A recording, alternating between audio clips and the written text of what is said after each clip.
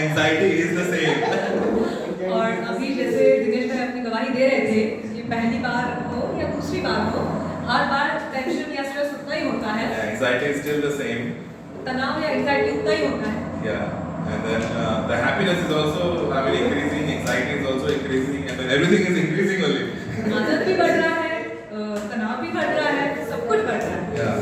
And then Keza's BP also shot up. And then when we went last time, her BP was shot up. She had to take BP pills. So doctor has prescribed some BP pills because of the anxiety. और anxiety की वजह से केजा दी का BP high हो गया, तो doctor ने उन्हें कुछ दवाइयाँ दी हैं अपना बीपी कंट्रोल में लाने के लिए.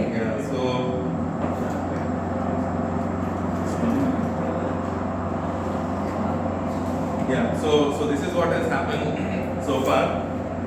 So today we will get into the word and then turn our Bibles to 47th chapter of Ezekiel and verse 1. आज हम बाइबल में एस्केल का 47वां अध्याय और उसका पहले वचन से हम देखेंगे. Ezekiel 47:1. So today's topic is flowing from temple. आज का विषय है मंदिर से बहता हुआ. Flowing from temple. मंदिर से बहता हुआ. Then he brought me back to the door of the Okay, so we are reading in the Old Testament, Ezekiel chapter 47, verse 1 onwards. Yeah. Then he brought me back to the door of the temple, And there was water flowing from under the threshold of the temple toward the east. Okay.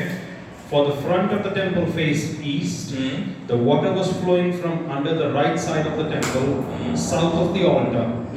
He brought me out by way of the north gate and led me around on the outside to the outer gateway that faces east.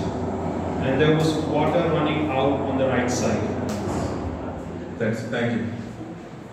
So this is our today's verse foundation, and then we will build over it. आज के विषय की नींव ये है और आज हम इससे सीखेंगे. Right. So flowing from temple. So here Ezekiel basically seeing a vision. और यहाँ पे एस्केल जो है वो एक दृष्टांत देख रहा है.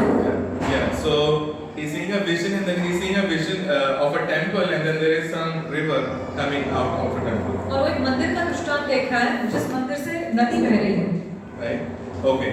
And then now this vision which he is watching, this is a vision about future. और ये जो दृष्टांत वो देख रहा है वो भविष्य के बारे में है. Yeah, this is about the future, what is going to happen. और ये भविष्य के बारे में है जो आगे होने वाला है. And he's seeing, and then the flowing basically means that flowing, the river basically is flowing, and then it is flowing towards some place which is Dead Sea. और बहने का ये मंदिर से नदी के बहने का ये मतलब है कि वो जो नदी बह रही है वो किसी एक जगह पे की ओर जा रही है और उस जगह का नाम है Dead Sea. Yeah, so it is going. So it is telling here. So it is not mentioned there as a Dead Sea, but it says that towards the east. So there is a temple, and then it is flowing towards the east. वहाँ पे Bible में dead सी का जिक्र नहीं किया है, लेकिन ऐसा कहा गया है कि वो पूर्व की ओर बह रही थी. Yes, and then if you like we here live in this part of the world, so for us north, east, west, south doesn't much really matter, but in the Middle East, north, east, west, south matters. हम जिस जगह पे रह रहे हैं वहाँ पे पूर्व पश्चिम उत्तर दक्षिण का मायने नहीं रखता, लेकिन मिडिल ईस्ट का जो पार्ट है वहाँ पे ये सारा north south east So west east part, if you happen to visit Israel, which I wish to go to Israel maybe in coming days, because that's one of the pilgrimage we must go to as Christians. और कभी अगर आपका Israel को जाना हुआ, मैं खुद चाहता हूँ कि मैं इजराइल जा पाऊँ, क्योंकि वो एक तरह का धार्मिक स्थान है. Right, and then there we will find a Dead Sea.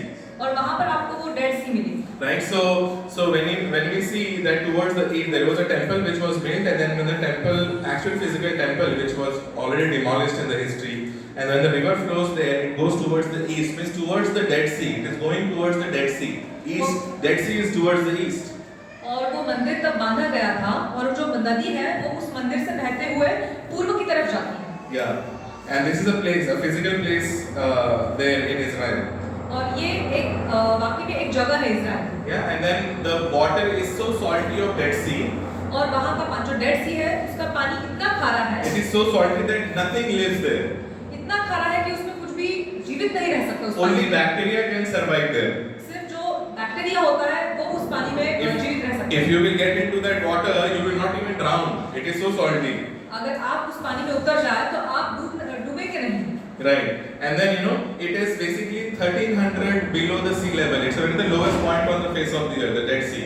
वो 1300 फीट समुद्र सी लेवल के नीचे है। Yeah, which means the very lowest point of the earth, and then 7 million tons of water basically evaporates every day. 7 million tons of water gets evaporated from Dead Sea every day.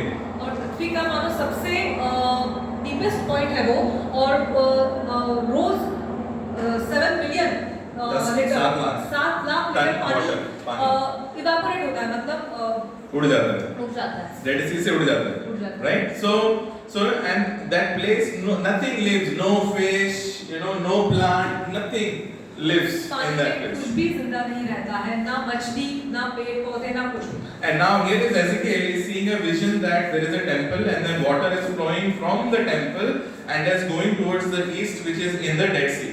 और यहाँ पे एस्कियल है जो दृष्टांत देख रहा है कि मंदिर से एक नदी बह रही है और वो नदी जाके पूर्व में जाके डेड सी से वो मिलती है। This is also a prophecy which is there in the Bible, one of the prophecy, and then we also believe that one day which is coming where Messiah will come and then he will build a physical temple.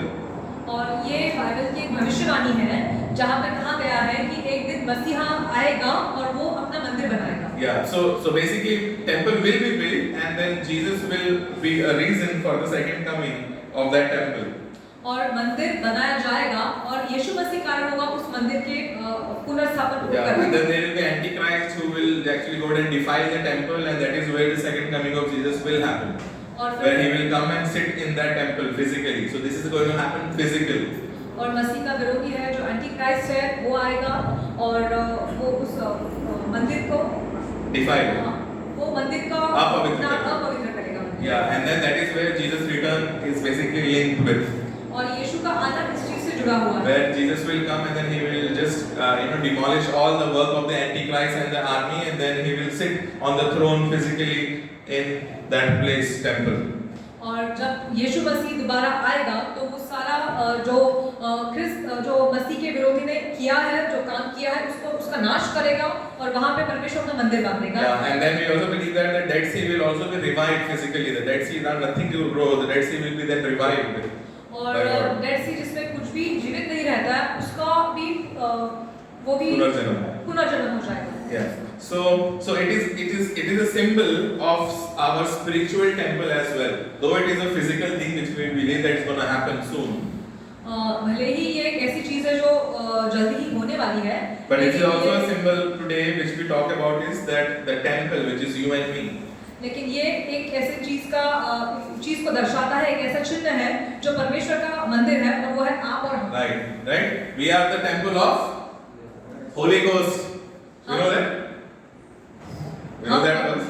पवित्र आत्मा के हम Right. मंदिर हैं। Bible says that you are the temple of God. Bible कहता है कि हम परमेश्वर के मंदिर हैं। Right. So spiritually we are the temple of the Holy Spirit. और आत्मिक रूप से हम परमेश्वर के लिए मंदिर हैं। And we are not the tombs of our tradition and our good experience and any religion. हमारे रूढ़ी परंपरा रीति रिवाजों के हम कब्र नहीं है उसमें। Yeah, we are not the tombs of that, but we are temples. हम वो कब्र नहीं है लेकिन हम परमेश्वर के मंदिर हैं। Yeah, this does not mean that the spiritual temple, we are the spiritual temple, so there won't be any physical temple. ऐसी बात नहीं है कि हम आत्मिक मंदिर है तो कोई भी ऐसा फिजिकल मंदिर नहीं होगा। So 2 times the temple was built, it was demolished. The 3rd time it is going to be built again, and that is where the sign where we need to watch out and then see that the second coming of Jesus is linked to that. 2 बार मंदिर का नाश किया गया और अब जब वो तीसरी बार बनाया जाने वाला है तब वो ये दर्शाता है कि परमेश्वर आने वाला है और हमको इस चीज का ध्यान रखना चाहिए। So our bodies is the temple of the Holy Spirit. हमारा शरीर पवित्र आत्मा का मंदिर है। You know the danger is for you and me is that when we become the tomb of our religion. और Rather than becoming a temple, we become a tomb of religion. और चिंता की बात यह है कि जब हम परमेश्वर का मंदिर ना बनते हुए वो कब्र बन जाते हैं। When Jesus was on the earth, he rebuked Pharisees. तो जब यीशु मसीह इस दुनिया में था तब उसने फरीसियों को डांटा। And he always said specifically to Pharisees that hey, you stop being a whitewashed tomb. You guys are like whitewashed tombs. और यीशु मसीह ने फरीसियों से कहा कि तुम एक कब्र की तरह हो, चूना पुती हुई कब्र. चूना पुती हुई Right? कब्र It's की a तरह। painted tomb, a tomb which is painted from outside. वो एक ऐसी कब्र है जिसको बाहर से पेंट किया गया है। So Jesus always used to condemn Pharisees and say that you are like that tomb which is painted from outside but dead inside. और यीशु ने हमेशा उन फरीसियों को इस बात का दोष लगाया कि तुम लोग कब्र की तरह हो जिसको जो बाहर से ऐसे चूने से पोती गई है, अच्छी है, अंदर से खराब. बाहर से अच्छी है अंदर से खराब है। Right? Okay. So tomb holds something. So what's the difference between tomb and temple? और कब्र और मंदिर के बीच में अंतर क्या है? Tomb holds something which used to be alive. कब्र में एक ऐसी चीज होती है जो कभी जिंदा हुआ करती है। Yeah. So it holds a dead thing now. वो एक मृत चीज को उसमें एक मृत चीज होती है। Yeah. And then the temple holds something which is alive, the God Himself, and then we ourselves. और मंदिर में वो जीवित चीज होती है जैसे परमेश्वर। Yeah, tomb basically is like a religion, where people remember how God loved me in 1947. कब्र मानो ऐसा है कि जहाँ पर लोग याद करते हैं कि परमेश्वर ने कैसे मुझसे प्रेम रखा। Yeah, tomb is like we are remembering our past, that in 1947, once upon a time when I was 16 years old, how I was moving in God. और कब्र मानो ऐसा है कि जब हम अपना भूतकाल याद करते हैं कि कैसे 1947 से बहुत सालों पहले कैसे परमेश्वर मुझसे भला था। Then you remember God today. You compare your past, then your today. और फिर आप अपना भूतकाल और आपका वर्तमान काल में आप इसकी तुलना करते हैं। Yeah, and then tomb is when our memories are bigger than our dreams. What is the tomb? Tomb is like where our past memories are bigger than our upcoming dreams. और कब्र ऐसी जगह है जहाँ पे हमारा जो भूतकाल है, जो बीती हुई बातें हैं, वो बहुत ज्यादा बड़ी है उन चीजों से जो आने वाला, जो हमारे सपने उससे बहुत ज्यादा बड़ी है। Tomb is like when you always look back. Tomb is like you always look back in the past and your past experiences, and then you always say that okay, oh now it was how wonderful it was. कब्र मानो ऐसा है कि जहाँ पर आप हमेशा अपने पास पे ध्यान देते हैं, अपने भूतकाल में जो हो चुका है आपका ध्यान हमेशा उस पर होता है। Yeah, you may say that how I used to be used by God in the past. आप मतलब ऐसा कहते हैं कि कैसा वो समय था जब परमेश्वर मेरा उपयोग कर रहा था। How when I was 16 years old, how I was moving in God. जब मैं 16 साल का था तब कैसे मैं परमेश्वर में बढ़ रहा था। How I was amazingly used by God and then so much in fire, but now I have become a calculated, balanced Christian. और कैसा था तब परमेश्वर मेरा बहुत अद्भुत रीति से उपयोग कर रहा था जब मेरे अंदर परमेश्वर के लिए आग थी, और लेकिन अब मैं बहुत ही सोच समझ के काम करने वाला मसीही बन गया। Sometimes every Sunday, like as a believer, sometimes what we try to do is that we sometimes every Sunday we just whitewash our tombs to look outside very nice, but inside it is dead. मानो हर रविवार को हम अपनी जो कब्र है उसको बस बाहर से हम उसकी सफाई करते हैं, लेकिन अंदर से हम बिल्कुल मृत हैं। Right? Water does not flow from the tomb. Remember. कब्र से नदी नहीं बहती। Water does not flow from the tomb. Only stench comes. पानी उस कब्र से नहीं बहता, कब्र से सिर्फ बदबू आती है। But water flows from where? From temple. पानी कहाँ से बहता है? उस मंदिर से। Yeah. So my goal is basically, and then today I am preaching to myself, that my goal is not to discourage you, but my goal is to encourage you and then quicken your walk with God. और मेरा उद्देश्य आज ये है कि मैं आपका जो सफर है परमेश्वर के साथ उसमें गति ला सकूं। Yeah. And tell you that your best days are not the days which has happened in the past. Your best days are yet to come in future. और मैं आपको ये बताना चाहता हूँ कि आपके जो अच्छे दिन हैं वो आपके बीते समय में नहीं है, लेकिन वो आने वाले भविष्य में है जब आपके अच्छे। Your good days are not supposed to be in past which has happened, but your good days are now, right now. आपके जो अच्छे दिन हैं वो आपके भूतकाल में नहीं है, लेकिन आपके अच्छे दिन अभी में है। God is going to quicken our spirituality, this year. इस साल परमेश्वर हमारी जो आत्मिकता है उसमें हमें बढ़ोतरी देने वाला है। And when our spirituality is taken care, और जब हमारे आत्मिकता का ध्यान रखा जाता है, when our spirituality is taken care, our finances will be in place, our family also will be in place, our job also will be in place, our everything will be in place. जब हमारे आध्यात्मिकता का ध्यान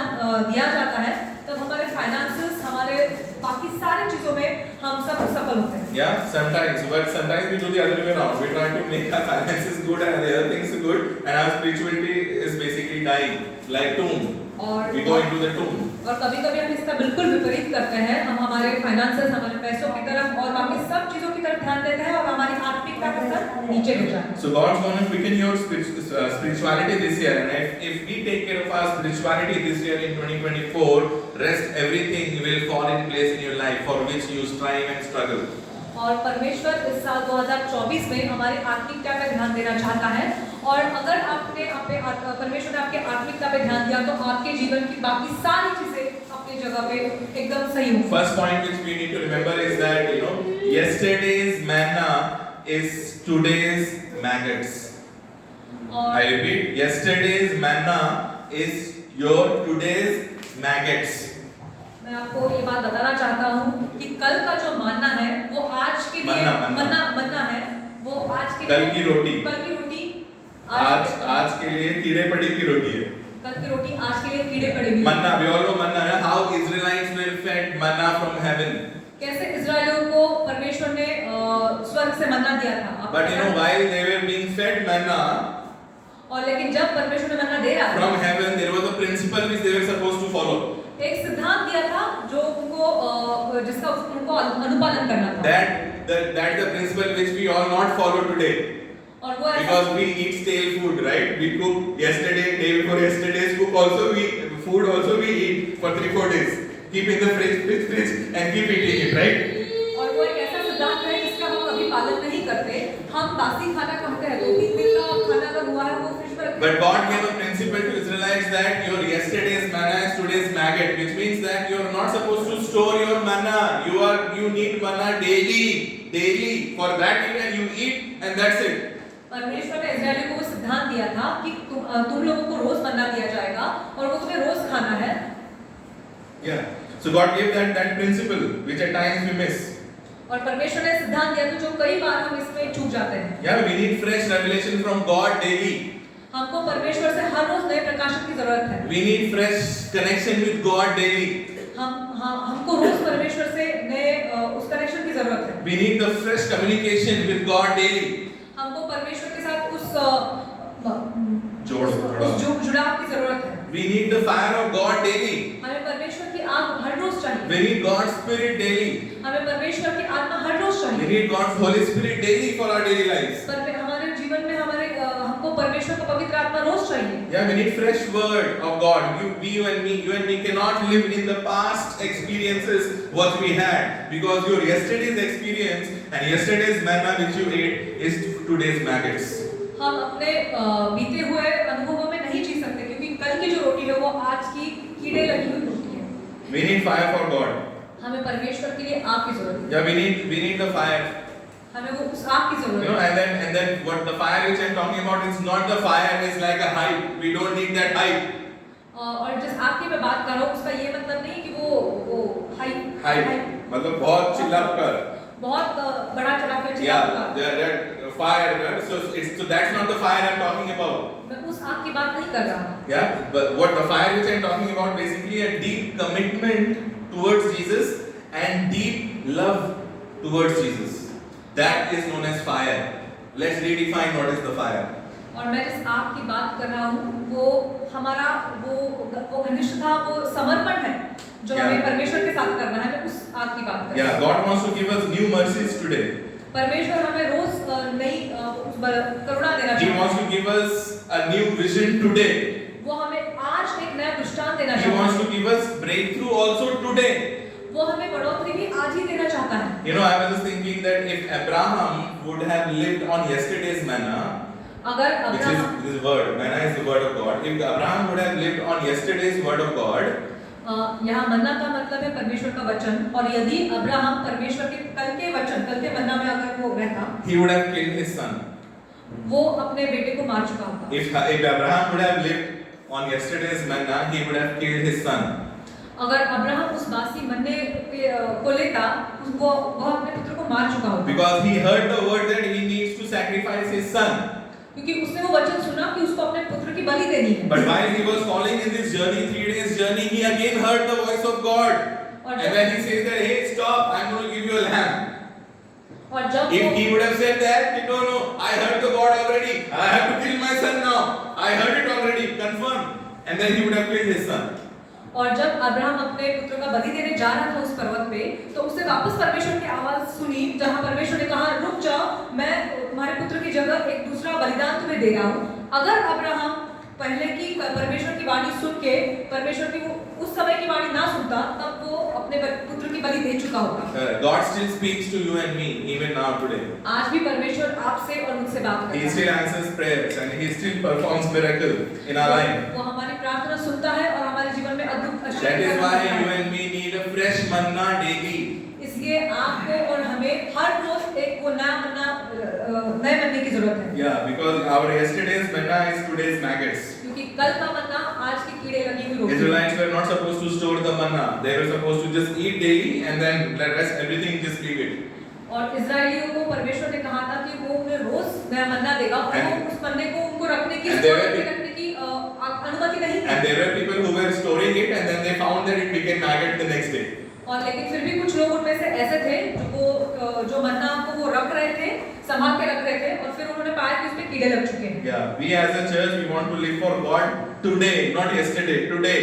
एक कलीसिया होने के नाते हमें परमेश्वर के लिए आज जीना है। We want to give our best to God today.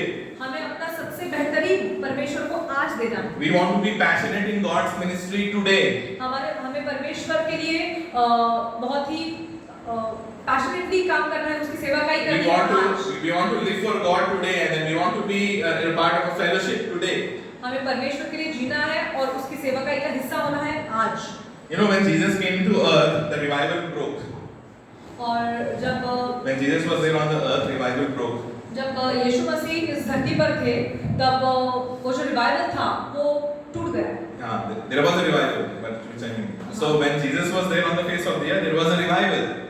जब परमेश्वर यीशु मसीह धरती पर था, तब वो रिवाइवल आ गया। Yeah. So Jagrati, revival is like Jagrati, right? So you know, but though it did not look like a revival. लेकिन वो भले ही जागृति की तरह ना दिखा। Why it did not look like a revival to Pharisees? Because they used to of the revival in their mind differently. फरीसियों को क्यों उस जागृति की तरह नहीं लगी, क्योंकि उनके मन में जागृति की एक अलग परिभाषा थी। When Jesus was there on the face of the earth, there was a revival, but that revival did not look like revival to Pharisees. यीशु मसीह जब धरती पर था, तब जागृति हुई, लेकिन फरीसियों को वो जागृति नहीं लगी। And then they rejected that revival. और उन्होंने उस जागृति को ठुकराया। Right? And that is where Jesus is calling them tombs rather than temple. और A whitewashed tomb. यीशु मसीह उन फरीसियों को कब्र बोल रहा है, ना कि मंदिर। They rejected and then they said that no, this is not the revival. You Jesus, you are not the revival. Revival which we are singing, we are thinking that there will be a great king and great kingdom and then there will be, that is what we are getting for Messiah. You are not the Messiah.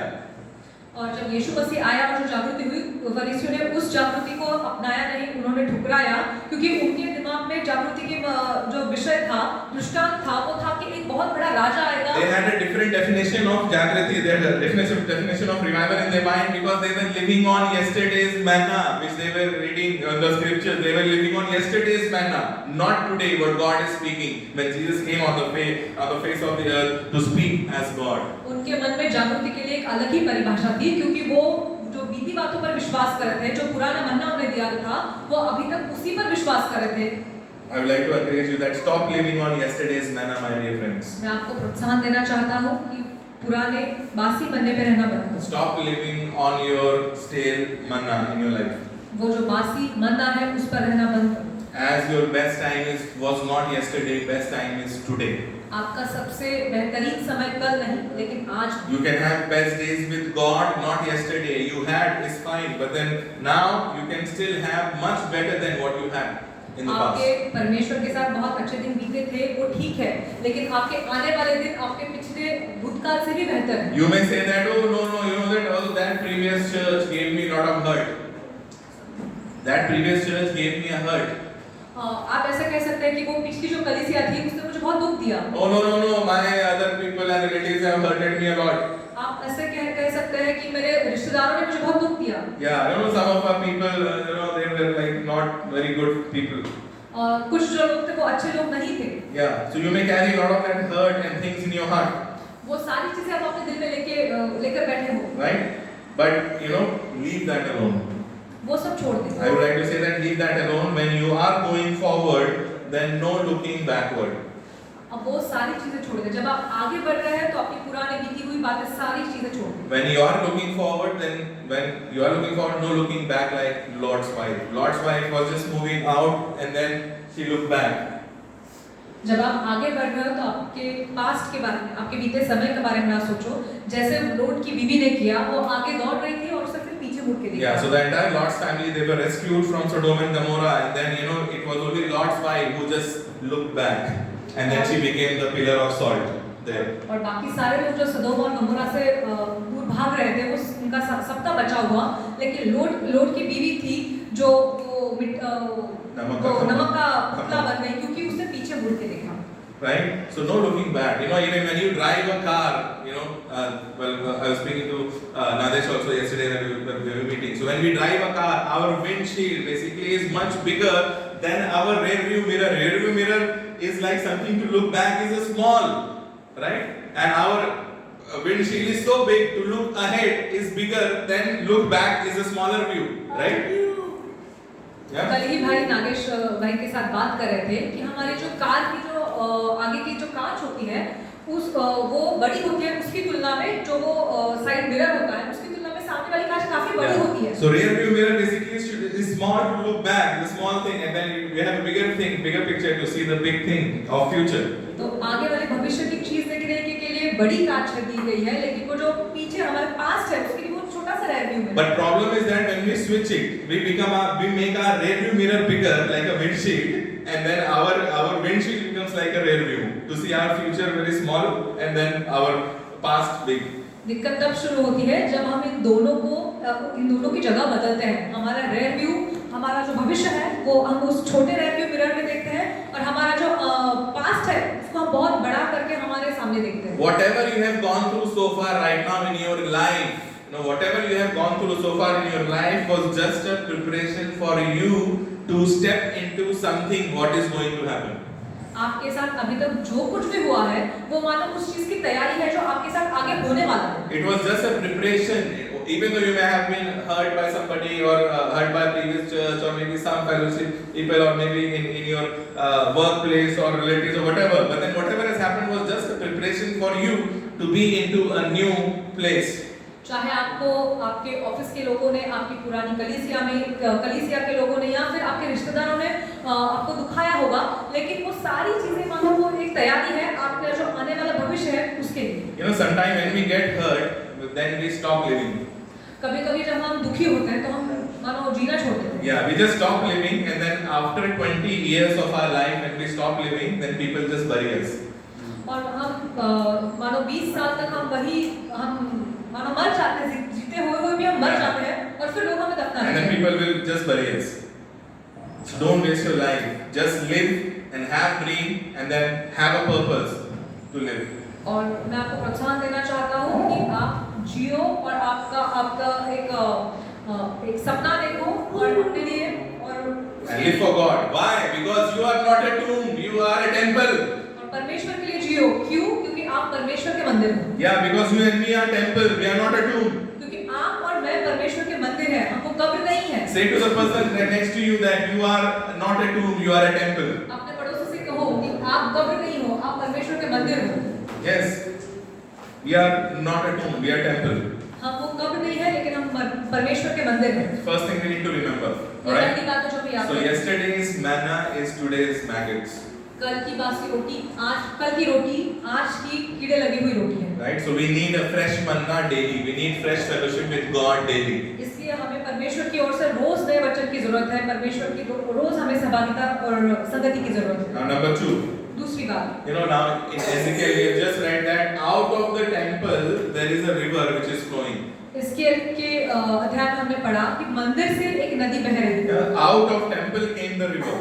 उस मंदिर के बाहर से वो नदी आई। Yeah. So we need to be grateful for all that God has been doing in our life, definitely.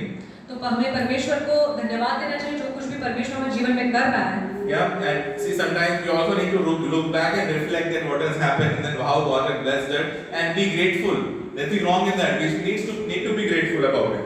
हमें हमारे जो भी चीजें हुआ है, जो बीता हुआ समय है, उसमें भी हमको परमेश्वर को धन्यवाद दिया है कि परमेश्वर हमारे साथ भला रहा।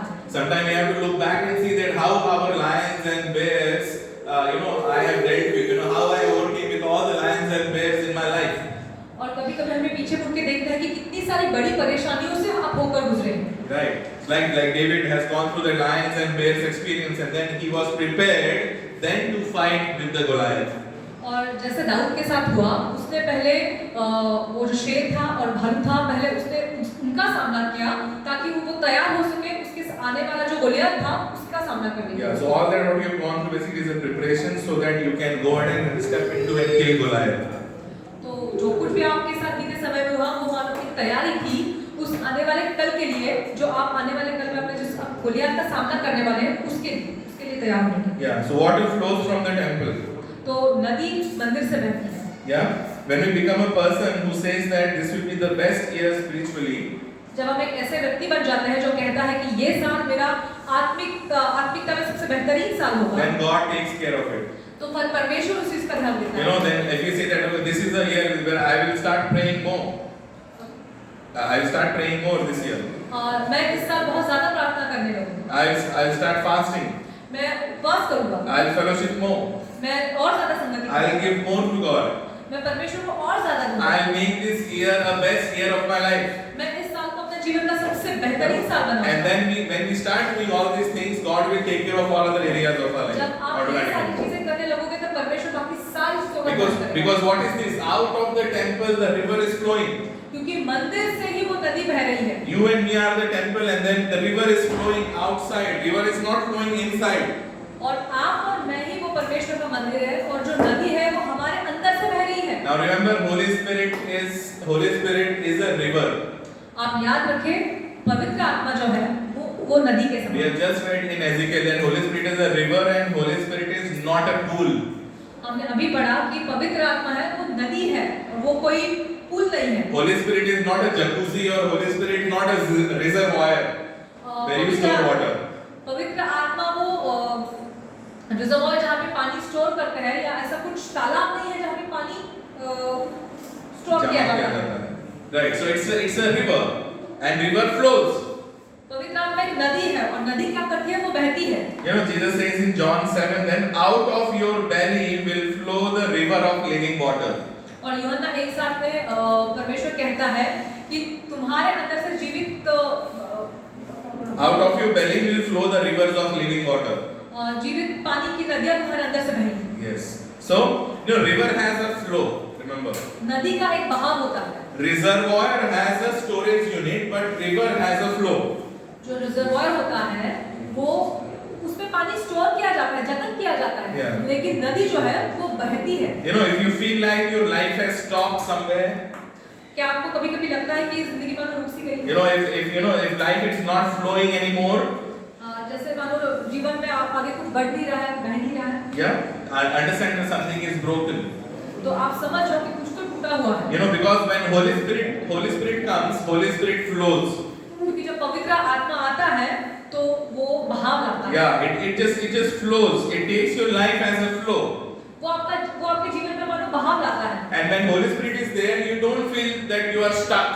और जब पवित्र आत्मा आपके साथ होता है, आपको ऐसे नहीं लगता कि आप किसी भी जगह पे अटके हुए हो। Yeah, because the Spirit brings that flow automatically in our life. क्योंकि वो पवित्र आत्मा आपके जीवन में वो बहाव अपने आप लाता है। Who is stuck? कौन अटका? Reservoir. The reservoir is always stuck. जो रिजर्वॉयर है जहाँ पे पानी जतन किया जाता है वो अटका हुआ है। But river is never stuck. River is always flowing. लेकिन नदी जो है वो एक जगह ऐसे रुकी हुई नहीं है जहाँ पे पानी स्टोर किया जाता है। वो बहती है। River is something which produces life. नदी जीवन पैदा करती है। The river is something which promotes life. नदी मानो ऐसी है जो जीवन को प्रमोट करती है। And then river also has banks. River has banks. नदी के तट होते हैं, बांध होते हैं। Yeah, river has banks. नदी के तट होते हैं। There is some people who may have a idea of a revival. Because when we say that there is a revival, the revival idea is basically like tsunami. और कई लोगों के मन में जागृति के बारे में एक अलग परिभाषा हो सकती है जो मानो एक सुनामी की तरह है। River is not tsunami. Understand this. River is not tsunami. नदी जो है वो सुनामी नहीं है। River is not tsunami. नदी सुनामी नहीं है। No, the revival idea for us is not tsunami as a church also, and then we believe that for revival for us is not like tsunami, but for revival for us is like river. कई लोगों को ऐसे लगता है कि जागृति का मतलब वो सुनामी है, लेकिन हमारे लिए जागृति का मतलब वो सुनामी नहीं है, लेकिन जागृति का मतलब वो नदी है। Some people think that when revival comes, there will be 24/7 service running all the time, morning to evening, 24/7 services happening all the time. Oh, there is a revival. Tsunami. This is not revival. This is tsunami. कुछ लोगों को ऐसा लगता है जब जागृति आएगी, revival होगा, तब मतलब 24 घंटे परमेश्वर का वचन का प्रचार चलता रहेगा, लेकिन वो प्रचार नहीं है, वो रिवाइवल या जागृति नहीं है, वो एक सुनामी है। Yeah, tsunami. What tsunami does when tsunami comes, it does not create life. It creates devastation. Tsunami क्या है सुनामी? सुनामी क्या करती है? जब सुनामी आती है तो वो जीवन पैदा नहीं करती है, वो तबाही लाती है। People from Tamil Nadu, Chennai will know the experience of tsunami. Tamil Nadu Chennai के लोगों को पता है सुनामी क्या है। Tsunami does not bring life. Tsunami जीवन नहीं लाती। It brings destruction. वो तबाही पैदा We are not looking for a revival where the schedule of people is changed completely and then they are just completely just haywire and then just be in the temple. That is a tsunami, being in the temple. ऐसा नहीं है कि बस लोग आ रहे हैं और 24 घंटे वचन का प्रचार हो रहा है मंदिर में, तो वो एक And they have left everything. और वो सारी चीजें Whole economy is gone. Nobody is working. Everybody is there in the temple. सारी अर्थव्यवस्था डगमगा गई, कोई बाहर नहीं है, सारे लोग मंदिर में Everybody हैं, is just there in the temple. Nobody is there out in the field working. सारे लोग मंदिर में हैं, बाहर कोई भी नहीं है, The economy will change. तो अर्थव्यवस्था टूट That जाएगी। is called tsunami. We don't have an idea of that kind of revival and we are not praying for that kind of revival. वो एक सुनामी है और हम इस तरह की जागृति की अपेक्षा नहीं कर रहे हैं, Because that is not biblical as well. क्योंकि ये बाइबल के अनुसार नहीं है। Biblical idea of revival is like a river. और बाइबल के अनुसार जागृति का मतलब है नदी की तरह। We have just read what river does. River flows from the temple and then it produces life. और जागृति क्या है कि नदी क्या करती है, वो मंदिर से बहती है और जीवन पैदा करती है। Yeah, it produces life. It promotes life. There will be fish and then there will be life. There will be plant. There will be trees. Irrigation. वो जीवन पैदा करती है, उसमें मछलियाँ होती है, पेड़ पौधे होते हैं, उस पानी का उपयोग कई सारी चीजों के लिए If you read that Ezekiel, if you read the Ezekiel 47:1 onwards, if you continue to read the chapter, you will see that the water which was coming out of the temple, which flows down and then slowly towards the Red Sea, right, becomes more deeper, and then it produces life. It produces fishes are there, plants are getting renewed, and then there is a creation which is enjoying that river. Ezekiel के 47 अध्याय और 1 के वचन के बाद अगर आप पढ़ते जाओ तो आप ये देखोगे कि उस मंदिर से वो नदी बहने लगी और वो नदी आगे जाके उस पूर्व की तरफ जाके और गहरी होने लगी और उसमें से जीवन पैदा हुआ, उसमें से मछलियां, पेड़ पौधे तैयार हुए और वो उस रचना में आनंदित हो रहे थे। Yeah, and God has given us this biblical mandate as well that we are supposed to rule the creation. और परमेश्वर ने हमें बाइबल में ये बताया है कि परमेश्वर ने हमें इस धरती पर अधिकार के लिए पैदा to rule the creation. So God will not violate to bring tsunami and create and chaos of the mandate which He has already given. तो परमेश्वर सुनामी लाके वो जो ऑलरेडी निर्देश परमेश्वर ने पहले दिया है उसका विपरीत नहीं करेगा। He gave us a mandate to rule the planets. क्योंकि परमेश्वर ने हमें इस सारे धरती पर, इन सारे ग्रहों पर अधिकार करने के लिए उत्पन्न किया है। Yeah, so we want a river which brings life to our Christianity, Christian lives. क्योंकि हमें एक ऐसी नदी चाहिए जो हमारे मसीही जीवन में जीवन दे। You know, we as a temple we need a life where the revival is not a tsunami but revival is like a lifestyle. We are living a revival as a lifestyle. हमें एक ऐसा मंदिर होना है जहाँ पर वो जो जागृति है वो एक सुनामी की तरह ना हो, लेकिन जो जागृति है वो हमारे एक जीवन शैली की तरह हो। So how would that happen? That lifestyle will make more disciples. वो हमारी जीवन शैली कैसी होगी जहाँ पे हम और ज्यादा शिष्य बना सकें। Win souls for Jesus. Win souls for Jesus. हम परमेश्वर के लिए नई आत्मा लाएंगे। We open our homes for prayer. हम अपने घर परमेश्वर की प्रार्थना के लिए खुले रखेंगे। We do more fasting and prayer. हम और ज्यादा उपवास प्रार्थना करेंगे। Right? We just hold a cell group meeting. हम Cell group meeting. Cell group meeting वहाँ पे करेंगे। Right? We run our businesses to honor God. हम हमारे बिजनेस परमेश्वर को के लिए करेंगे। We honor God in our workplaces as well. हम अपने कार्यस्थल पे भी परमेश्वर का आदर करते हैं। We try to impact the school and the society and the neighborhood where God has kept you. जहाँ पे परमेश्वर हमने हमें रखा है, हमारा प्रभाव उन पर जहाँ पर हम रहते हैं। We raise more leaders. We raise more leaders. हम और ज्यादा अगुवे तैयार करेंगे। Right? That is the true meaning of a revival where river is flowing and there is life coming out. जागृति का सही मतलब वो है जहाँ पे और ज्यादा जीवन है और हम जीवन पैदा करते हैं। And then river, and the river which Ezekiel is seeing is basically, it is starting small. If you see that, we have just read in 47, Ezekiel 47:1, it is starting small.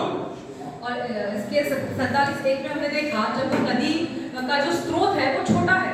Yeah, it starts small and then slowly it gets more bigger and every after 1,000 meter it becomes more deeper as well and then more bigger.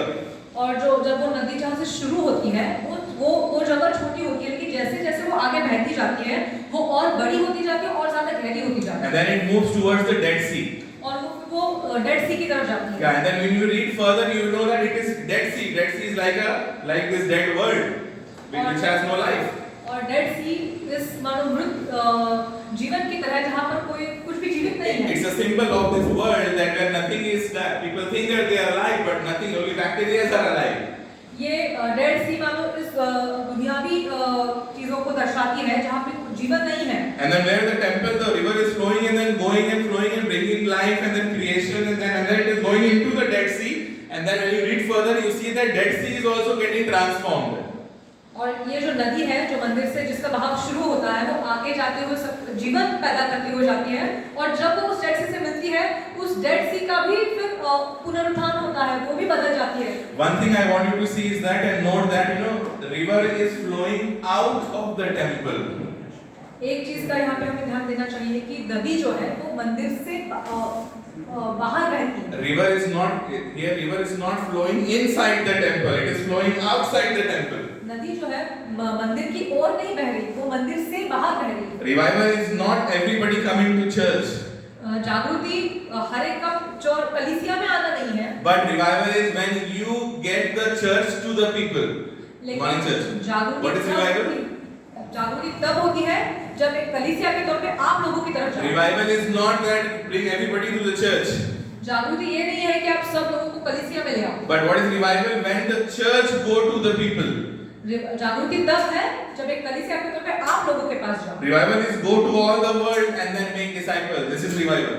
जागृति ये है कि जाओ दुनिया में जाओ और अपने शिष्य बनाओ। Revival is when the church will not become a destination, but rather church will become like a gas station.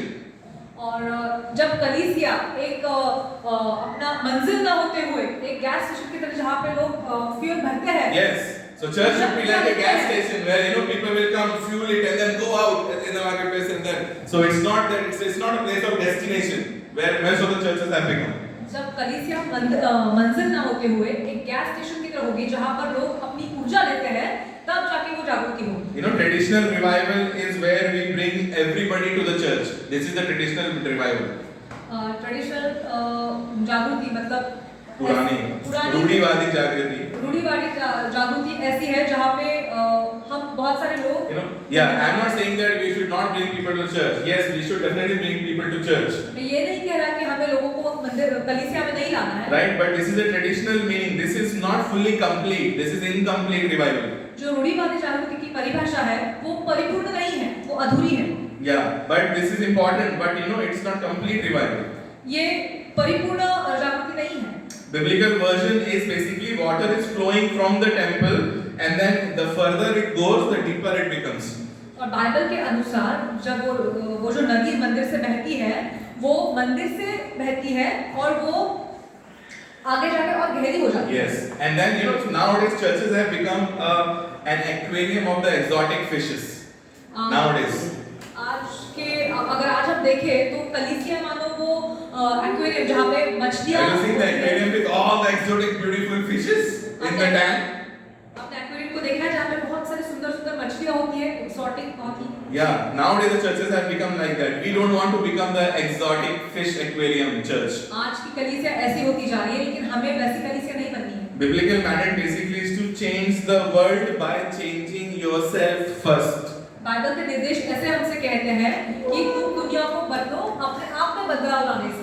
Yeah, revival has to, when the revival is there will be transformation in the society. जब जागृति होगी तब परिवर्तन होगा, समाज में परिवर्तन होगा। Revival in the church has to become transformation in the society.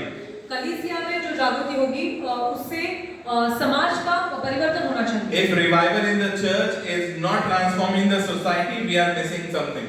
अगर हमारे कलीसिया में जो जागृति हो रही है उससे अगर हमारे समाज में परिवर्तन नहीं हो रहा था तो कुछ छूट रहा है। Minister is not the one who's there with the microphone on a stage like me and then with a purpose and then he's just preaching. That is not the minister.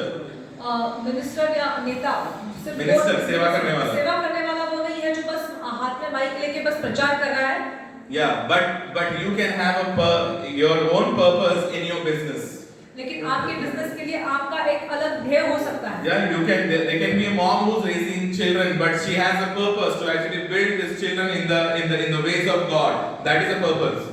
एक माँ है, उसके बच्चे हैं, लेकिन उसका जो उद्देश्य है वो ये है कि वो अपने बच्चों को परमेश्वर में बढ़ाए। You may be in a workplace, but in your workplace you are sharing a good news to someone who's broken and sharing your own story to someone who can be encouraged and come to Jesus. That is a transformation, and then you are creating an impact and purpose. परिवर्तन वो होता है कि जब अपने कार्यस्थल पे आप अपने जीवन से लोगों को प्रभावित कर पाए और परमेश्वर की ओर ले आ पाए।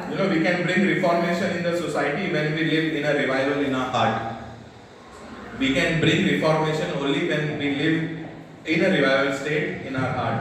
हम समाज में परिवर्तन तभी ला सकते हैं जब हमारे हृदय में वो जागृति आ चुकी हो। Jesus never went to the kings and then palaces and all those stuff. He always went to the simple people and then he revived them. And then when they got revived and their story started bringing revival and touching the lives of the people. यीशु मसीह कभी राजा महाराजाओं के palace में नहीं गया, उनके वहाँ पे नहीं गया। वो आम लोगों के बीच में रहा करता था और वैसे उसने जागृति करी। And we as a church also, we don't ask people to actually quit your work completely and become a full-time servant for the Lord. और हमारी कलीसिया में भी हम ऐसा नहीं कहते कि आप अपने काम छोड़ दो और आप फुल टाइम सेवकाई में आ जाओ। Where if Lord leads you to become a full-time servant, definitely we must do. अगर परमेश्वर आपको ऐसे करने के लिए अगुवाई कर रहा है तो आप निश्चित ऐसे करो। If God puts that in your heart to become a full-time, there is nothing wrong in that. अगर परमेश्वर अपने आपके मन में ऐसे डाल दिया है कि आप पूरी वक्त के लिए सेवा करेंगे तो ऐसे करो। Rather we say that rethink your business and work on your ministry and the business and the work which God has given you. हम ये कह रहे हैं कि आप पुनर्विचार करो उस चीज के बारे में, अपने बिजनेस के बारे में और इस सेवकाई के बारे में। So ministry is not just holding the mic and then standing here and then just attending and preaching. और सेवकाई सिर्फ इतना ही नहीं है कि बस हाथ में माइक ले और लोगों के सामने प्रचार करे। Everyone sitting here basically is called to be a minister. हाँ, यहाँ पर बैठा हुआ हर कोई सेवकाई के लिए बुलाया गया है। Everybody, you and me sitting here, is called to be a minister and a purpose is given. यहाँ पे बैठा हुआ हर कोई सेवकाई के लिए बुलाया गया है और हमें से हर एक के लिए उद्देश्य है परमेश्वर के। There's one story which I like to share is that in Fiji, there's a country called Fiji. एक देश है फिजी नाम का। Fiji island, it's like an island. वो एक आइलैंड है। Right, and in the year 2000 there was a political violence there. और साल 2000 में वहाँ पर एक पॉलिटिकल हिंसा हुई थी वहाँ। Yeah, and then there are lot many Indians are living in Fiji island. बहुत सारे भारत के लोग वहाँ पे फिजी में रह रहे हैं। Yeah, so what was this political violence did that the Fijians they started, there was a racism and then they started raping the women and then looting all the business stores of Indians and all the Indian women and all the stuff. So they started doing that. ये जो political हिंसा हुई वहाँ Fiji में ये भेदभाव की वजह से हुई थी, जहाँ पर भारतीयों के जो दुकान थे उनका नाश किया गया, तहस नहस तबाही की गई और कई सारे औरतों का रेप किया गया। Right. So now there was a guy who was a president elected. He was a Fiji guy, and then so he was a president, and then he got elected. और वहाँ का जो राष्ट्रपति था वो फिजी का ही था और उसको प्रेसिडेंट बनाया।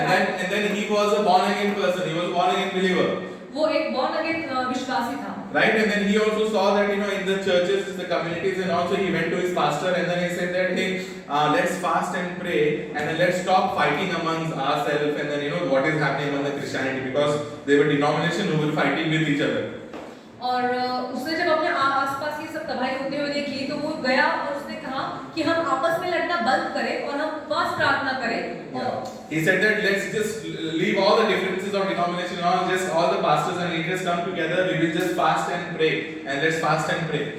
उन्होंने ये कहा कि ये सारे भेदभाव हम छोड़ देते हैं और एक कलीसिया होने के नाते जो सारे चर्च के पास्टर्स हैं हम एक साथ आके उपवास प्रार्थना करते हैं. And then there was a big meeting was organized where the president was there, this Fiji president was there, and he had his opponent who was an Indian who was also there as an elect person, but he lost the election. But there was a Fiji guy who won the election. They both were there on the stage. और इन्होंने जब election किया तब ऐसे हुआ कि एक बहुत बड़ा सभा का आयोजन किया गया और वहाँ पे जो फिजी के राष्ट्रपति थे उनके अपोजिट जो उम्मीदवार था वो एक भारतीय था लेकिन वो हार गया.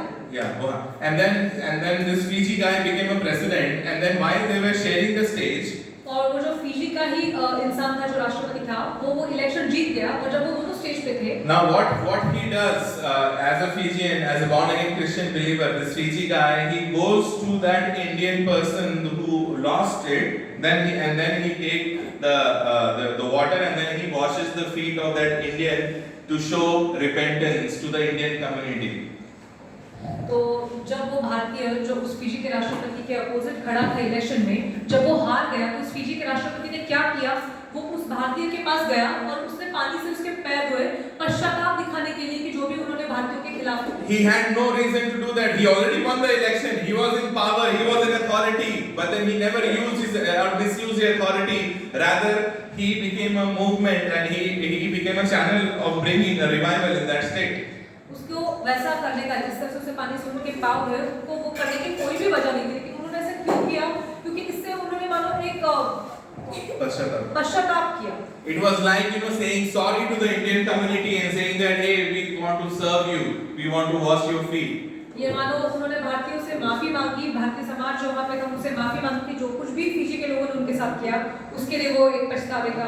And in that state everybody was astonished and then there came a breakthrough and then like a revival there and then then churches started organizing prayer meetings in villages, small groups and all, they all came together, there were Bible studies and all this, so all this started happening slowly.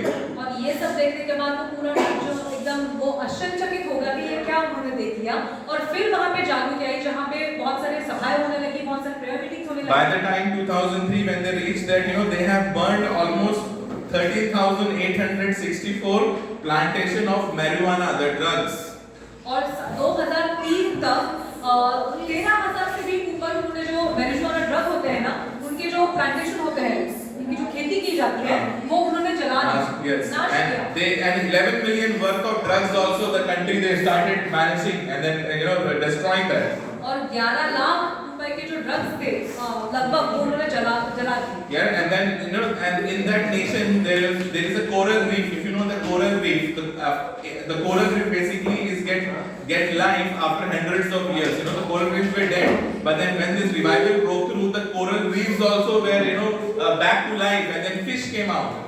और जो coral reef होती है समुद्र में तो वो मानो वो मर गई थी वो 100 साल से ऊपर की थी वो मर गई थी लेकिन ये जब जागृति वहाँ पे आई तब मानो उनमें भी जीवन आ गया. Yeah, it take within a night that coral reefs were made alive and then the fish also came alive. और रातों रात वो कोरल रीफ जो थी वो जीवित हो गई उसमें जीवन आ गया और फिर वहाँ के मछलियों में भी वो जीवन आया. Right. So this world needs the revival. और इस दुनिया को जागृति की जरूरत है. And this is the revival which we are talking about. The revival is like a river which is just flowing and then bringing life. और हम उस जागृति की बात कर रहे हैं जहाँ से नदी बहती है और जीवन पैदा करती है. This world needs revived church. इस दुनिया को ऐसी जागृत हुई कलीसिया की And this जरूरत है. world needs a church who does not live in the past. और दुनिया को एक ऐसी कलीसिया की जरूरत है जो अपने बीते हुए समय में नहीं है. Yeah, and then in 2003, what happened after that? There was a Reinhard Bonnke, there was a crusader the Reinhard Bonnke's meeting was organized. Almost 10% of the population, almost 1 lakh people gathered there in that. और Meeting. 2003 में जब ये सब हुआ तब Reynold बॉन्के नाम के crusader थे और लगभग 1 लाख लोग उनकी सभा में आए थे। Revival does not win the presidential house to change. Revival does not wait for presidential house to change. जागृति वो राष्ट्रपति जो भी है, राष्ट्रपति भवन में जो भी है, उसका इंतजार नहीं करती लोगों में बदलाव लाने के लिए। Yeah, but rather revival waits for your and my house to change. लेकिन जागृति आपके और मेरे घर का इंतजार करती है बदलाव लाने के लिए। Revival does not wait for presidential house to change, but revival is basically is to change your and my house. The revival begins from your and my home. तो जो जागृति है वो उस राष्ट्रपति भवन से का इंतजार नहीं करती है बदलाव लाने के लिए, वो आपके और हमारे मन का इंतजार करती है उस बदलाव लाने के लिए। There are many secular examples as well. There is a in China there is a bridge. I forgot the name of the bridge. There is a very famous bridge and it is known as a suicide point. China में बहुत ही ज्यादा प्रख्यात एक पुल है और उसको suicide point कहा जाता है। Yeah, so everybody who are frustrated and depressed in their life, they go to that suicide point and they will jump from there. और जो लोग दुखी होते हैं, तनाव में होते हैं, वो वहाँ जाकर सुसाइड करते हैं। Every month hundreds of people they die. Every month hundreds of people die from that bridge. It is known as now a suicide point.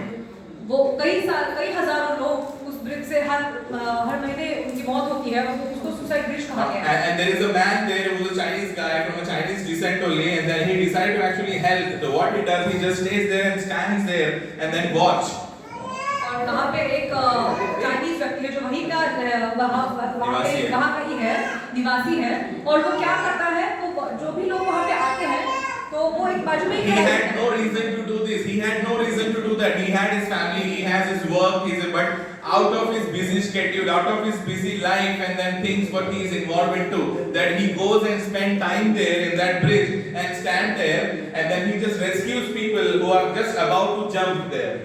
ऐसा नहीं है कि उसके पास कुछ काम नहीं है, वो अपने जिंदगी के बाकी सारे काम करके अपने बिजी शेड्यूल से समय निकाल के वहाँ जाता है और वो क्या करता है, वो वहाँ पे जाकर लोगों को बचाता है जो वहाँ पे आके आत्महत्या करने वाले होते हैं। Right, and then sometimes people will be just there on the fence about to jump, and then he will go there and he will just start a regular conversation with them. Hey, what are you trying to do? Regular, hey, why don't we just have a cup of tea in my house? Hey, come, we will just have a conversation. And then they just go, and then he becomes like a friend to them. And many a time there are cases that those people, they thank him because of his conversation and then dealing with him and became friendship. They left the thought of suicide, and then that life there got changed, and they came and they thank you that day you stopped me, and then the life has transformed. कई बार ऐसा होता है कि लोग आत्महत्या करने के लिए कूदने ही वाले होते हैं कि वो जो भाई है वो उनसे आके बात करता है और संभाषण शुरू करता है कि तुम कैसे हो, क्या चल रहा है, आओ एक कप चाय पी के आते हैं, और फिर वो लोग जब उनके साथ बात करते हैं और फिर बाद में उनको धन्यवाद देते हैं कि He is not a believer. वो विश्वासी नहीं है। He is not a believer. He is not sharing gospel, but he has a purpose he is living for, and then he has made that as a mandate that every day he just goes there in the bridge and spends some time and saves the lives of people. And so far he has saved thousands of lives. वो एक विश्वासी नहीं है, लेकिन वो मानो जो परमेश्वर का जो गॉस्पेल है वो उसका मानो पालन कर रहा है और लोगों का वो बचाव करता है। It is a similar revival, which how much more than you and we need to do this. तो ये जागृति के ही समान है, तो आपको और हमें कितना ज्यादा ये करना चाहिए। How much more will you and me, that God has given the mandate for us that you just go and then go like a temple, the river which is flowing, that go become more deeper and then bring life into the life of people. तो आपको और हमें परमेश्वर के निर्देशों का कितना ज्यादा पालन करना चाहिए कि परमेश्वर हमें कहा है कि जाओ उस नदी की तरह बनो और ज्यादा बड़ी हो जाओ, गहरे हो जाओ और लोगों को जीवन दो, लोगों का जीवन बदल दो। Right, and that is what God has called you. God has just not called us to do a ministry inside the church, but God has called us to be more missional outside the church.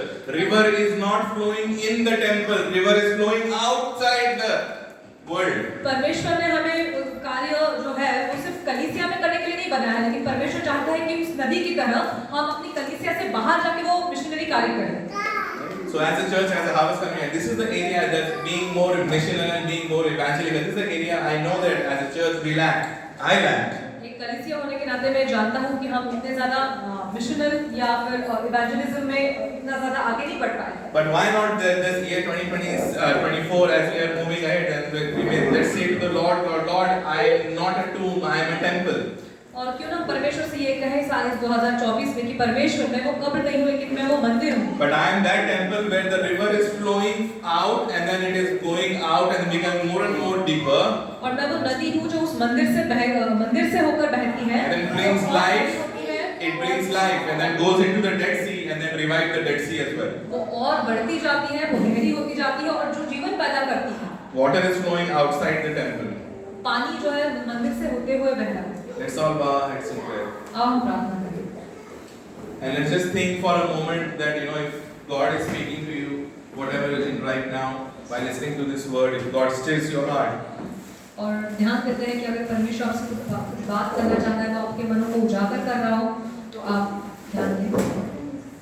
just listen to the voice of the Holy Spirit. And then because we are not a tomb, we are a temple. और क्योंकि हम कब्र नहीं है, हम परमेश्वर के मंदिर हैं, तो हम उस पवित्र आत्मा की आवाज को सुन पाए। And then there is a river which will flow, a small river which will flow, and then it will become more bigger and bigger, and then it goes into the sea. और फिर एक नदी है जिसकी शुरुआत भले छोटी हो लेकिन वो आगे जाके बढ़ती जाएगी, गहरी होती जाएगी और आगे बढ़ती जाएगी। As a church, that we would say that no matter we are here today, no matter you may go to different places, but today you are here with FCC, tomorrow you may be in some different places and different church.